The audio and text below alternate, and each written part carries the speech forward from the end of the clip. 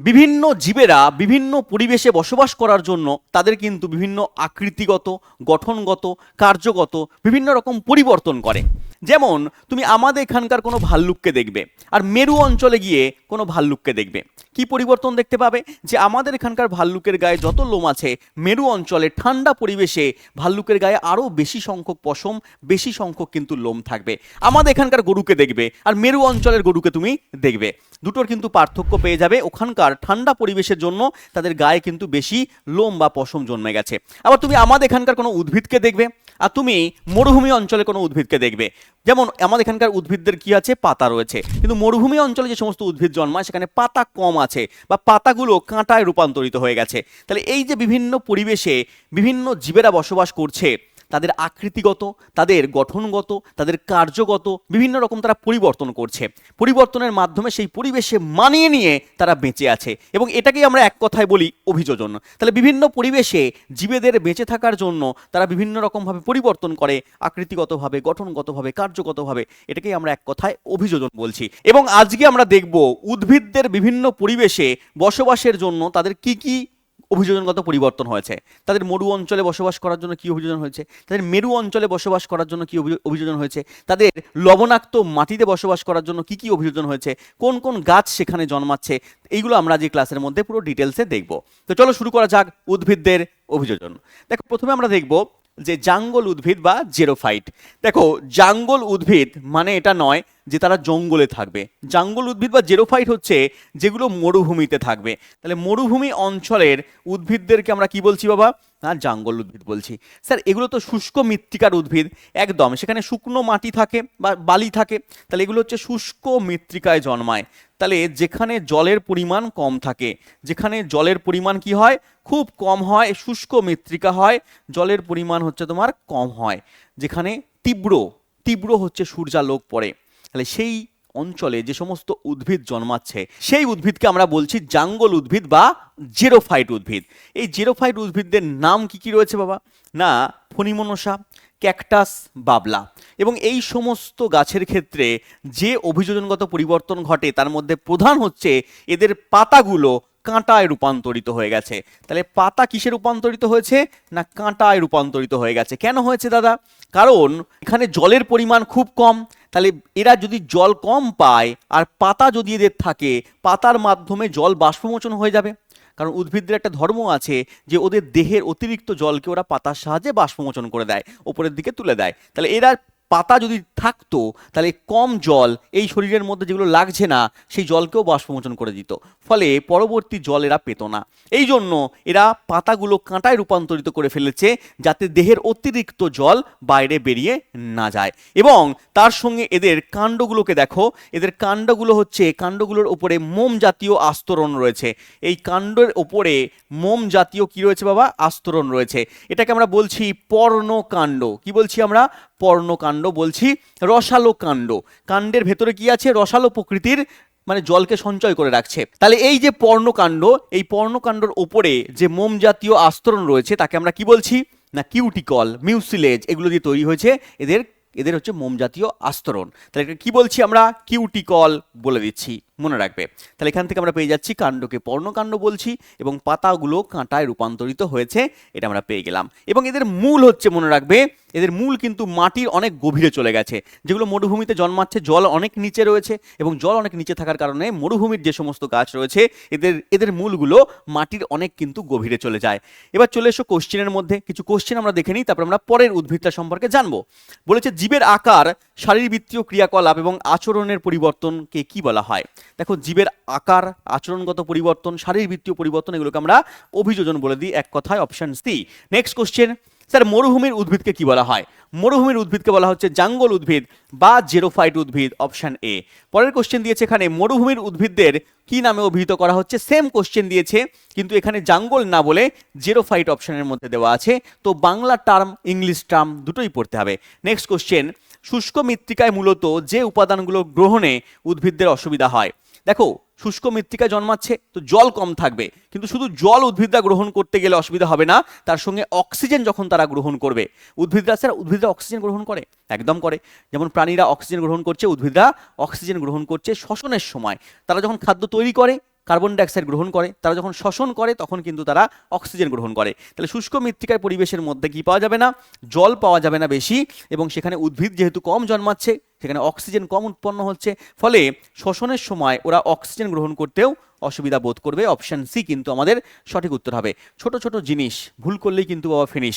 এই যে অনেকে ভাবতো এখানে শুধু জল উত্তর হবে, কিন্তু জলের সঙ্গে এখানে কিন্তু অক্সিজেনও হবে, এবং অনেকে জানে না উদ্ভিদরা জলের সঙ্গে সঙ্গে কিন্তু কার্বন ডাইঅক্সাইডের সঙ্গে সঙ্গে কিন্তু অক্সিজেনও নেয়। তাহলে উদ্ভিদরা যখন শ্বসন করে তখন কিন্তু অক্সিজেন নেয়, কার্বন ডাইঅক্সাইড ছাড়ে। উদ্ভিদরা যখন সালোক সংশ্লেষ করে তখন কিন্তু কার্বন ডাইঅক্সাইড গ্রহণ করে, অক্সিজেন ত্যাগ করে। তাহলে এই যে ছোট ছোট জিনিস, এগুলো তোমাকে জানতে হবে, কনসেপ্ট সহকারে পড়তে হবে। আর যদি তুমি বেসিক থেকে প্রিপারেশন করতে চাও তাহলে পুরো আমাদের ইও স্টাডি অ্যাপে চলে যাও। ইও স্টাডি অ্যাপ গুগল প্লে স্টোরের মধ্যে রয়েছে। এসএসসি জিডি 2027 ব্যাচ আমাদের শুরু হলো, 6 তারিখ থেকে আমাদের শুরু হয়েছে। তো তোমরা যারা যুক্ত হতে চাও, তোমাদের রিকোয়েস্টের জন্য শুরু করা হয়েছে, কারণ 2025-এ 2026-এ কিন্তু প্রচুর ছেলেপেলে আমাদের এসএসসি জিডিতে চাকরি পেয়েছে। তো তোমরাও এই ব্যাচে যুক্ত হতে পারো। পুরো ফাউন্ডেশন থেকে বেসিক থেকে পড়ানো হবে, সব সাবজেক্ট যতগুলো এসএসসি জিডি পরীক্ষায় রয়েছে সমস্ত সাবজেক্ট কিন্তু আলাদা আলাদা স্যার ম্যাডাম তোমাদেরকে পড়াবেন। তো এই ব্যাচে যুক্ত হয়ে যাও, এবং পুরনো যারা স্টুডেন্ট রয়েছে তাদের জন্য কিছু স্পেশাল ছাড় রয়েছে আমাদের ওল্ড স্টুডেন্টদের জন্য। এছাড়াও এসএসসির জন্য এসএসসি ফাউন্ডেশন রয়েছে, পুলিশের জন্য পুলিশ ফাউন্ডেশন, এবং রেলওয়ের পরীক্ষার জন্য রেলওয়ে ফাউন্ডেশন ব্যাচ রয়েছে। এছাড়াও সাবজেক্ট ওয়াইজ ব্যাচ কিন্তু রয়েছে, সায়েন্সের জন্য, রিজনিংয়ের জন্য, ম্যাথের জন্য, ইংলিশের জন্য রয়েছে।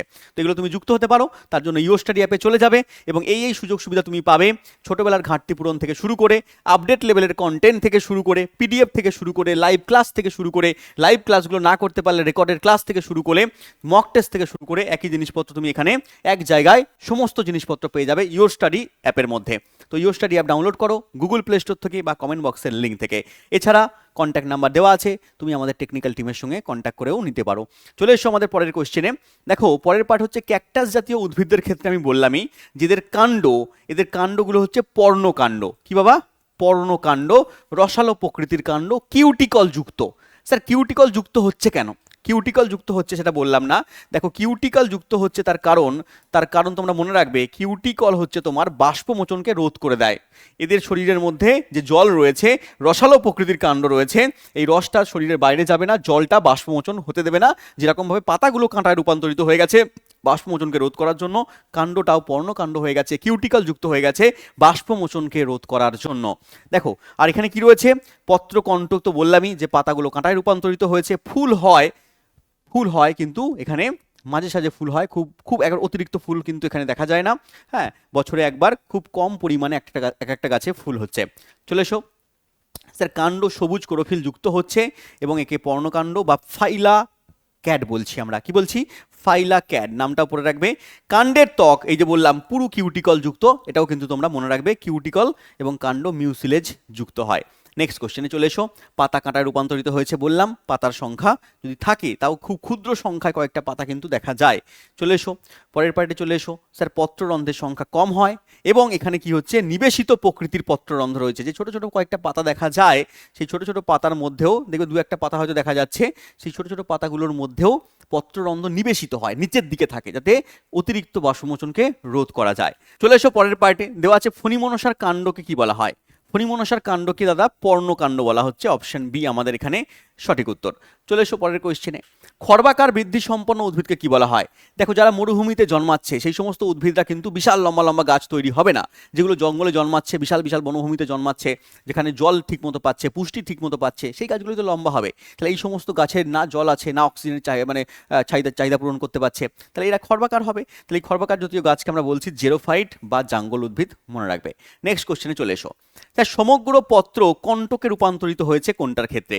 সমগ্র পাতা কাঁটায় রূপান্তরিত হয়ে গেছে ফণিমনসা, যদিও ছোট ছোট ক্ষুদ্র ক্ষুদ্র কিছু পাতা পাওয়া যায়, কিন্তু বেশিরভাগ পাতা হচ্ছে কাঁটায় রূপান্তরিত হয়েছে। নেক্সট চলে এসো। বলেছে জলের অভাব মেটাতে সুন্দরী বা ক্যাকটাস জাতীয় গাছেদের ক্ষেত্রে একটা সাধারণ ব্যবস্থাপনা কি করা হয়েছে?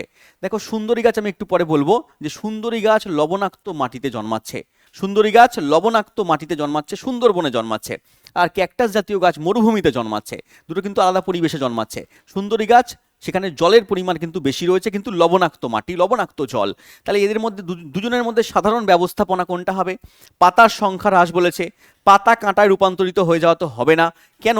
তার কারণ হচ্ছে ক্যাকটাস জাতীয় গাছেদের ক্ষেত্রে হচ্ছে পাতা কাঁটায় রূপান্তর, কিন্তু সুন্দরী গাছের ক্ষেত্রে তো হচ্ছে না। এই জন্য অপশন বি বাদ। শ্বাসমূল সুন্দরী গাছের ক্ষেত্রে আছে, কিন্তু ক্যাকটাস জাতীয় গাছের ক্ষেত্রে আবার শ্বাসমূল নেই। কিউটিকল, ঠিক আছে, এবার আসছে কিউটিকল। একদম। সুন্দরী গাছের পাতার মধ্যে কিউটিকল আছে, আবার ক্যাকটাস জাতীয় গাছের কাণ্ডের মধ্যে কিউটিকাল আছে। তাহলে দুজনের মধ্যে কিউটিকাল আছে, তাহলে কিউটিকাল আমার সঠিক উত্তর হয়ে গেল অপশন ডি, পাতার সংখ্যার হ্রাস। ঠিক আছে, এটা আমার, এটার থেকে অপশন ডি আমার বেটার উত্তর, ওই জন্য অপশন ডি আমি এখানে ক্লিক করলাম। পাতার সংখ্যার হ্রাস পাচ্ছে, কিন্তু সুন্দরী গাছের পাতা আবার সংখ্যায় বেশি পাওয়া যাচ্ছে। তাহলে অপশন নাম্বার ডি হচ্ছে কিউটিকাল, যেটা দুটোর মধ্যেই রয়েছে এবং দুজনেই কি করছে, বাষ্পমোচনকে রোধ করতে সাহায্য করছে। নেক্সট কোশ্চেনে চলে এসো। এবার দেওয়া আছে আমাদের ফুল এবং বীজ কোন গাছের ক্ষেত্রে, ক্যাকটাস জাতীয় গাছের ক্ষেত্রে, ফণিমনসা জাতীয় গাছের ক্ষেত্রে। ঠিক আছে, ফুল রঙিন হচ্ছে, পতঙ্গ পরাগী হচ্ছে, বীজ শক্ত আবরণ দ্বারা আবৃত রয়েছে। দেখো এত যে ফুল রয়েছে এগুলো আমাদের এই সমস্ত ফণিমনসা ক্যাকটাস জাতীয় গাছ যখন মরুভূমিতে জন্মায় সেখানে কিন্তু ফুলের পরিমাণ এত বেশি হয় না। এগুলো আমাদের নর্মাল পরিবেশে, ঠিক আছে, আমাদের পারিপার্শ্বিক পরিবেশে যে সমস্ত গাছ জন্মাচ্ছে তাদের ক্ষেত্রে ফুলের পরিমাণ একটু বেশি হয়, মরুভূমিতে যে গাছ জন্মায় সেখানে কিন্তু কম হয়। এই ফুলগুলো কি হচ্ছে, রঙিন হচ্ছে, আর রঙিন ফুল হচ্ছে পতঙ্গ পরাগী হয় এবং এর যে বীজ রয়েছে, ভেতরে বীজ পাওয়া যায়, সেগুলো শক্ত আবরণযুক্ত হয়। চলে যাও। আর আমাদের এখানে কি পাওয়া যায়, আমাদের এখানে যে সমস্ত গাছ আমরা দেখি সেগুলো কিন্তু কাণ্ডের মাধ্যমে বংশ বিস্তার করে। কাণ্ড কেটে তুমি কোথাও বসিয়ে দেবে, সেখান থেকে বংশ বিস্তার করতে কিন্তু শুরু করে দেবে। আর এই ক্ষেত্রে কি হচ্ছে না, বীজের মাধ্যমেও কিন্তু বংশ বিস্তার করে, কিন্তু ফুল বা বীজ খুব কম হয়। চলে এসো পরের পার্টে। স্যার পাতা এবং কাণ্ডের ত্বকের কিউটিকল বললাম রয়েছে, মোমের মতো আস্তরণ রয়েছে যেগুলোকে বাষ্পমোচনকে রোধ করছে। নেক্সট পয়েন্টে চলে এসো। স্যার কাণ্ডে জল ধারণকারী মিউসিলেজ পাওয়া যায়, কাণ্ডের মধ্যে যে রসালো কাণ্ড রয়েছে, ভেতরে যে রসালো কাণ্ড রয়েছে, দুধের মতো সাদা অংশ, একটুখানি ভাঙলে দুধের মতো সাদা অংশ পাওয়া যাচ্ছে, ওকে আমরা মিউসিলেজ বলছি, পড়ে রাখবে।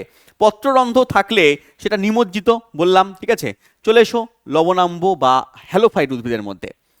সুন্দরী গাছ, গরান গাছ, গেও গাছ, এই সমস্ত গাছেরা সুন্দরবনে বা যেখানে সমুদ্রের আশেপাশে অঞ্চল রয়েছে, লবণাক্ত মাটি রয়েছে, সেই মাটির মধ্যে জন্মাচ্ছে, তাই জন্য এর নাম হচ্ছে লবণাম্বু উদ্ভিদ বা হ্যালোফাইট উদ্ভিদ বলা হচ্ছে। তাহলে লবণাম্বু বা হ্যালোফাইট বলা হচ্ছে কোন গাছে, মানে কোথায় জন্মাচ্ছে না, এখানে লবণাক্ত মাটিতে জন্মাচ্ছে। লবণাক্ত মাটি, এই লবণাক্ত মাটিকে একটা নাম দেওয়া হয় শারীরবৃত্তীয় শুষ্ক মৃত্তিকা। কেন বলা হচ্ছে, তার কারণ হচ্ছে দেখো জল তো আছে কিন্তু লবণাক্ত জল, ফলে লবণাক্ত জল কি করছে না, শারীরবৃত্তীয়ভাবে শরীরে গ্রহণ করতে পারছে না এরা। লবণাক্ত জল যদি গ্রহণ করে তাহলে পরে এদের আবার শরীরের প্রবলেম হবে, তাই না, বেশি পরিমাণে লবণ জল গ্রহণ করলে শরীরের সমস্যা তৈরি হবে। তাই জন্য বলছে শারীরবৃত্তীয় শুষ্ক মৃত্তিকা, শারীরবৃত্তীয় শুষ্ক মৃত্তিকায় জন্মাচ্ছে। ঠিক আছে, এদের নাম হচ্ছে শারীরবৃত্তীয় শুষ্ক মৃত্তিকায় জন্মানো উদ্ভিদ, লবণাম্বু উদ্ভিদ, এবং তার সঙ্গে সঙ্গে বলছি আমরা হ্যালোফাইট উদ্ভিদ। দেখো কি কি করছে এরা। এদের প্রথম পয়েন্ট হচ্ছে সমুদ্র উপকূলবর্তী অঞ্চলে জন্মাচ্ছে, বেশি লবণাক্ত পরিবেশে জন্মাচ্ছে, এবং এদের শ্বাসমূল, ঠেসমূল এগুলো রয়েছে। শ্বাসমূল, ঠেসমূল কি তার মধ্যেও আসছি। এক্সাম্পল হচ্ছে সুন্দরী গরান গেও, এই সমস্ত উদ্ভিদ। ঠিক আছে, এর পরবর্তী বৈশিষ্ট্য আমরা যাব, তার আগে আমরা দেখে নিই কি কি কোশ্চেন এখানে দিয়েছে। বলেছে শারীরবৃত্তীয় শুষ্ক মাটির বৈশিষ্ট্য কি, বলতে বলতে কোশ্চেন দিয়েছে যে শারীরবৃত্তীয় শুষ্ক মাটির বৈশিষ্ট্য কি। স্যার লবণাক্ত থাকবে। দেখো এখানে কি রয়েছে, মাটিতে জল অনুপস্থিত থাকবে না, মাটিতে জলের পরিমাণ কম, লবণের পরিমাণ বেশি হবে না, জলের পরিমাণ কম থাকবে, লবণের পরিমাণ বেশি থাকবে এমন না, মাটিতে জলও বেশি থাকবে, লবণও বেশি থাকবে। অপশন সি, মাটিতে জলও বেশি, লবণও বেশি। নেক্সট কোশ্চেন, সুন্দরবন অঞ্চলে লবণপূর্ণ মাটি থেকে জল এবং অক্সিজেন গ্রহণের অসুবিধাজনক বলে একে আমরা কি বলছি, একে আমরা বলছি লবণাক্ত মৃত্তিকা, ভৌত শুষ্ক মৃত্তিকা, নাকি শারীরবৃত্তীয় শুষ্ক মৃত্তিকা, নাকি ল্যাটেরাইট মৃত্তিকা। তাহলে লবণাক্ত মাটিতে জন্মাচ্ছে একে আমরা কি বলছি, শারীরবৃত্তীয় শুষ্ক মৃত্তিকা। অপশন সি আমাদের সঠিক উত্তর। নেক্সট কোশ্চেন, পরের প্রশ্ন এখানে বলেছে শারীরবৃত্তীয় শুষ্ক মৃত্তিকায় মূলত যে উদ্ভিদ জন্মায় তাদের কোন জিনিসগুলো গ্রহণ করতে অসুবিধা হয়। সেমভাবে এখানে বলতে হবে তাদের জল গ্রহণ করতে অসুবিধা হয়, অক্সিজেন গ্রহণ করতে অসুবিধা হয়। কেন অক্সিজেন গ্রহণ করতে অসুবিধা হয় সেটার মধ্যেও আসবো, আর জল গ্রহণ করতে অসুবিধা হচ্ছে তার কারণের মধ্যেও আসবো। চলে এসো পরের কোশ্চেনে। পরের পয়েন্ট দেওয়া আছে সুন্দরী গাছে সুন্দরবনের ভিজে লবণাক্ত মাটিতে জন্মাচ্ছে, এদের লবণাম্বু উদ্ভিদ বলা হচ্ছে। এই সুন্দরী গাছের ক্ষেত্রে জল গ্রহণ করতে অসুবিধা হচ্ছে, এদের মধ্যে কি রয়েছে, লবণ গ্রন্থি পাওয়া যায়। লবণ গ্রন্থি তৈরি হয়েছে যেখানে কি করে, ওরা লবণকে সঞ্চয় করে রাখে, যখন জল নেয় সেই জলের মধ্যে দিয়ে লবণ চলে আসছে, ফলে লবণকে রাখার জন্য আলাদা একটা গ্রন্থি করে রেখেছে, তাকে আমরা লবণ গ্রন্থি বলছি, পড়ে রাখবে। এই অতিরিক্ত জলকে তারা লবণ ত্যাগ করছে, জলকে পরিশ্রুত করছে, আর লবণ গ্রন্থি রয়েছে সেখান দিয়ে তারা লবণকে ত্যাগ করতে সাহায্য করছে, লবণ গ্রন্থি পাওয়া যাচ্ছে, পড়ে রাখবে। চলে এসো পরের পার্টে সুন্দরী গাছ কিছু পরিমাণ অতিরিক্ত লবণ পাতা বা বাকলেও কিন্তু জমা করে রাখে, তাদের পাতার মধ্যে তাদের বাকলের মধ্যে জমা করে রাখছে, পরবর্তীকালে সেগুলো ত্যাগ করছে বজ্র পদার্থ হিসেবে বা পত্রমোচন বাকল মোচনের মাধ্যমেও ত্যাগ করছে। চলে এসো পরের পয়েন্টে, দেওয়া আছে লবণ সহনের জন্য অভিযোজন ঘটেছে কোন উদ্ভিদটিতে, তার নাম কি? স্যার পলাশ, ক্যাকটাস, তেঁতুল, সুন্দরী। উত্তর হবে আমাদের সুন্দরী, অপশন ডি। নেক্সট কোশ্চেন, কোন উদ্ভিদকে লুকিং গ্লাস ট্রি বলা হয়? দেখো নাম সুন্দরী, নাম সুন্দরী কিন্তু দেখতে কিন্তু সুন্দর নয়, এরকম দেখতে হয়, একে লুকিং গ্লাস ট্রি বলা হয়, মনে রাখবে সুন্দরী গাছকে, option number C. Next question, শারীরবৃত্তীয় শুষ্ক মৃত্তিকায় জন্মায় কোন উদ্ভিদটা? সুন্দরী বলো, গরান বলো, গেও বলো, এগুলো সব আমাদের অ্যান্সার হয়ে যাবে। সুন্দরী, গরান, গেও, অপশনের মধ্যে সুন্দরী না থাকলে গরান থাকবে, গরান না থাকলে গেও থাকবে। চলে এসো পরের কোশ্চেনে, দেওয়া আছে শ্বাসমূল বা নিউ ম্যাটাফোর। দেখো একটু আগেই বললাম উদ্ভিদদের, এই সমস্ত উদ্ভিদদের ক্ষেত্রে জল গ্রহণ করতে অসুবিধা হচ্ছে কারণ লবণ রয়েছে এবং তার জন্য ওদের লবণ গ্রন্থি রয়েছে, হ্যাঁ পাতা রয়েছে, পত্র মোচন করছে, পাতার মধ্যে জমা করছে, বাকল মোচন করছে, বাকলের মধ্যে জমা করছে, ফলে এগুলোর মাধ্যমে তারা লবণকে ত্যাগ করছে। এবার অক্সিজেন গ্রহণ করতে তাদের অসুবিধা হচ্ছে কোথায়? দেখো উদ্ভিদরা আমরা জানি অক্সিজেন নেয় শ্বসনের সময়, আর সালোক সংশ্লেষের সময় কার্বন ডাইঅক্সাইড নেয়। আর কার্বন ডাইঅক্সাইডের মাধ্যমে যখন সালোক সংশ্লেষ করছে তখন সবুজ অংশে করছে, মানে পাতার মধ্যে করছে। তাহলে যখন উদ্ভিদরা সালোক সংশ্লেষ করছে পরিবেশ থেকে কার্বন ডাইঅক্সাইড নিয়ে নিচ্ছে, সূর্যালোক নিয়ে নিচ্ছে, আর এখান থেকে আমরা জলকে পাঠিয়ে দিচ্ছি, লবণ সহ জলকে ওরা, লবণকে ওরা জমা করে রাখছে, জলকে পাঠিয়ে দিচ্ছে, ফলে তারা সালোক সংশ্লেষ করতে পারছে, কোনো অসুবিধা হচ্ছে না। কিন্তু উদ্ভিদ যখন শ্বসন করছে, শ্বসনের সময় কি হয় না অক্সিজেন দরকার পড়ে, আর এই অক্সিজেন শুধু সবুজ অংশে দরকার পড়ে না, সমস্ত কোষের মধ্যে দরকার পড়ে। তার মানে সবুজ পাতার মধ্যেও শ্বসন হবে, কাণ্ডের মধ্যেও শ্বসন হবে, মূলের মধ্যেও শ্বসন হবে। আর এই মূলের মধ্যে যখন শ্বসন হবে তখনই হবে গন্ডগোল। কেন গন্ডগোল হবে? কারণ যেখানে লবণাক্ত মাটি, সেইখানে মাটির মধ্যে দ্রবীভূত অক্সিজেনের পরিমাণ কম বা থাকে না বললেই চলে। আমাদের নর্মাল উদ্ভিদদের ক্ষেত্রে কি হয়? নর্মাল উদ্ভিদদের ক্ষেত্রে তারা মাটির দ্রবীভূত অক্সিজেনকে নিয়ে নেয়, মাটির মধ্যে যে ছোটোখাটো অক্সিজেন রয়েছে, দ্রবীভূত রয়েছে, সেখান থেকে অক্সিজেন নিয়ে নিচ্ছে, ফলে তাদের ক্ষেত্রে অসুবিধা হয় না। কিন্তু লবণাম্ব উদ্ভিদদের ক্ষেত্রে, সুন্দরী গরান গেও উদ্ভিদদের ক্ষেত্রে এই লবণাক্ত মাটিতে কোনো অক্সিজেন পাওয়া যায় না, অক্সিজেন তারা নিতে পারে না। এই জন্য কি করে ওরা শ্বাসমূল বার করে দিয়েছে, ঠিক আছে? কিছু কিছু দূরে দূরে এরকমভাবে শ্বাসমূল বেরিয়ে গেছে, দেখো ছবির মধ্যে এরকমভাবে দূরে দূরে শ্বাসমূল বেরিয়ে গেছে, ঠিক আছে? একটু দূরে দূরে শ্বাসমূল বেরিয়েছে, বা এরকমভাবে দেখতে পাবে শ্বাসমূল বেরিয়ে গেছে। এই শ্বাসমূলের সাহায্যে এরা পরিবেশ থেকে কি করছে, অক্সিজেনকে নিয়ে নিচ্ছে, মূলে ওদের অক্সিজেন দরকার পড়ছে শ্বসন করার জন্য। ক্লিয়ার? তাহলে অক্সিজেন তাদের নেওয়ার জন্য শ্বাসমূল বার করেছে, মনে রাখবে। চলে এসো পরের কোশ্চেনে, এবার আসি ঠেসমূল। দেখো ঠেসমূল কেন দেওয়া হচ্ছে? কারণ লবণাক্ত মাটি, লবণ রয়েছে, জল রয়েছে, মাটি লবণাক্ত কর্দমাক্ত, ফলে কি হবে, একটু ঝড় ঝড় দিলে পারে কি হবে, একটু ঝড় হলো, একটু বৃষ্টিপাত হলো, সেখানে সেটা টলে পড়ে যাবে। এই জন্য তাদেরকে ওই কর্দমাক্ত মাটিতে, নরম মাটিতে এগুলোকে দাঁড় করিয়ে রাখার জন্য চারদিক দিয়ে কি হয়েছে, ঠেসমূল, দেখো হ্যাঁ ঠেসমূল দিয়ে আটকে দেওয়া হয়েছে, এদেরকে আমরা কি বলছি, ঠেসমূল বলছি। চলে এসো পরের পয়েন্টে, দেখো লেখা আছে এখানে জলের চাপে যাতে গাছটা উপড়ে পড়ে না যায় তার জন্য কি হচ্ছে, যান্ত্রিক সুরক্ষা দেওয়ার জন্য ঠেসমূল পাওয়া যাচ্ছে। দেওয়া আছে শ্বাসমূল বিদ্যমান এমন উদ্ভিদটার নাম কি? শ্বাসমূল পাওয়া যায় কোন গাছের ক্ষেত্রে? না দাদা, সুন্দরী গাছের ক্ষেত্রে শ্বাসমূল পাওয়া যাচ্ছে। নেক্সট পয়েন্ট দেওয়া আছে ঠেসমূল দেখা যায় কার ক্ষেত্রে? ঠেসমূল দেখা যাচ্ছে সুন্দরী গাছের ক্ষেত্রে। কিন্তু পরীক্ষায় তোমাকে সুন্দরী না দিয়ে গরান গেও এগুলোও কিন্তু দিতে পারে, মনে রাখবে। নেক্সট চলে এসো স্যার, মূলে মূলরোম অনুপস্থিত কোন উদ্ভিদে? মূলে মূলরোম পাওয়া যাচ্ছে না, মূলের সাহায্যে ওরা যে জল নেবে, অক্সিজেন নেবে, ঠিক আছে, হ্যাঁ এগুলো পাওয়া যাচ্ছে না। কোথায় পাওয়া যাচ্ছে না দাদা? সুন্দরী গাছের মধ্যে কিন্তু মূলে কোনো মূলরোম পাওয়া যায় না। নেক্সট কোশ্চেনে চলে এসো, নিচের উদ্ভিদটিকে হ্যালোফাইট উদ্ভিদ নয় তার নাম কি? হ্যালোফাইট নয় বলেছে, সুন্দরী হ্যালোফাইট, গরান হ্যালোফাইট, গিও হ্যালোফাইট, ক্যাকটাস হ্যালোফাইট না, ক্যাকটাস কি বাবা, জেরোফাইট। চলে এসো পরের কোশ্চেনে। আজকে আমরা পড়লাম দুরকম উদ্ভিদ, একটা হচ্ছে তোমার হ্যালোফাইট পড়লাম, একটা জেরোফাইট পড়লাম। তো হ্যালোফাইট জেরোফাইট সম্পর্কে আমরা জানলাম। এছাড়াও বিভিন্ন টাইপসের উদ্ভিদ রয়েছে, এছাড়াও বিভিন্ন পরিবেশে বসবাসকারী বিভিন্ন প্রাণী রয়েছে, তাদের বিভিন্ন অভিযোজন রয়েছে। যেমন জলের মধ্যে মাছের অভিযোজন রয়েছে, মাছের বিভিন্ন রকম পাখনা আছে, তাদের কাজ আছে, মাছের পটকা রয়েছে, মাছের মধ্যে মায়াটম পেশি রয়েছে, এগুলো তোমাদের পড়তে হবে।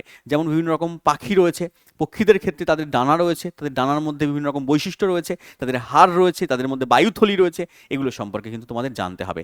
শিম্পাঞ্জি থেকে পরীক্ষায় কোশ্চেন দিচ্ছে, শিম্পাঞ্জিদের বিভিন্ন বৈশিষ্ট্য রয়েছে, তার সঙ্গে সঙ্গে মৌমাছিদের বৈশিষ্ট্য রয়েছে, এই টাইপের উটের বিভিন্ন বৈশিষ্ট্য রয়েছে, এই টাইপের জিনিসপত্রগুলো কিন্তু পুরো তোমাদের জানতে হবে, না হলে কিন্তু অভিযোজন চ্যাপ্টার থেকে কোনো প্রশ্ন দিলে পরীক্ষায় তোমরা পারবে না। তো ভালো করে পড়তে হবে। যদি তোমরা এর পরের পার্ট চাও, স্যার আমরা অভিযোজনের নেক্সট পার্ট চাই, তাহলে অবশ্যই কমেন্ট বক্সের মধ্যে লিখবে, আর ক্লাস ভালো লাগলে অবশ্যই লাইক করবে, শেয়ার করবে। দেখা হচ্ছে আমাদের পরের ভিডিওতে, ততক্ষণ ভালো থেকো, থ্যাংক ইউ, জয় হিন্দ।